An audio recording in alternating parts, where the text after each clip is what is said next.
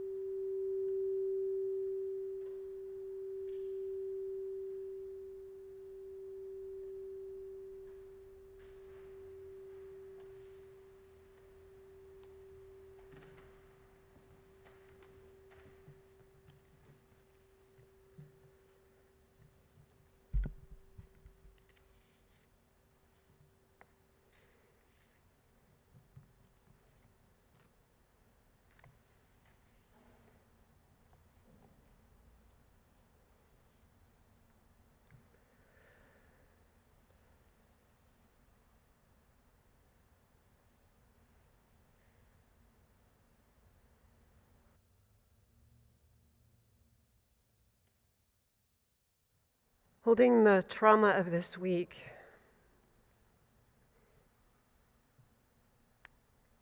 in a prayer of protection, I share these words of prayer by Elizabeth Wynne.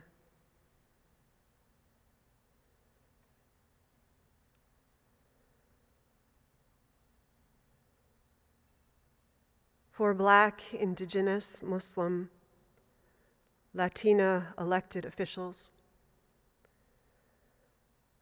for the residents of Washington, D.C., for each of us who has ever been handcuffed or tear-gassed or afraid of police or white supremacists or of our government. For each of us who is afraid every day for ourselves or our loved ones or our children or this country. May we be protected. May we be protected from generations of violence and hate, from pandemic and sickness and fear.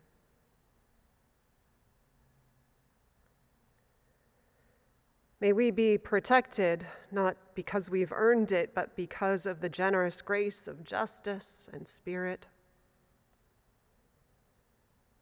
And may those of us who can be protectors protect.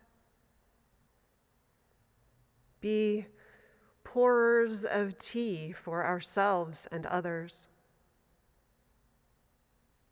Builders of love for ourselves and others. Reminders to breathe and eat and fight and tend, to rest and risk so we may all be protected. And in our doubt and stress, may we rest in the air and the earth and the sky that have seen governments come and go, despots and haters come and go, that hold our bones and our breath with sacredness and survival.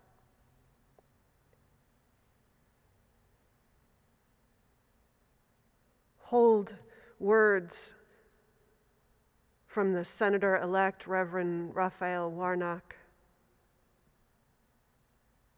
Will we play games while real people suffer, or will we win righteous fights together, shoulder to shoulder?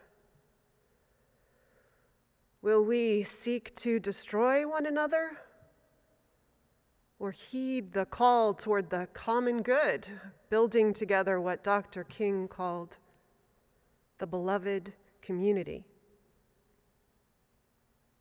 May it be survival and justice. May it be shoulder to shoulder. May it be beloved community.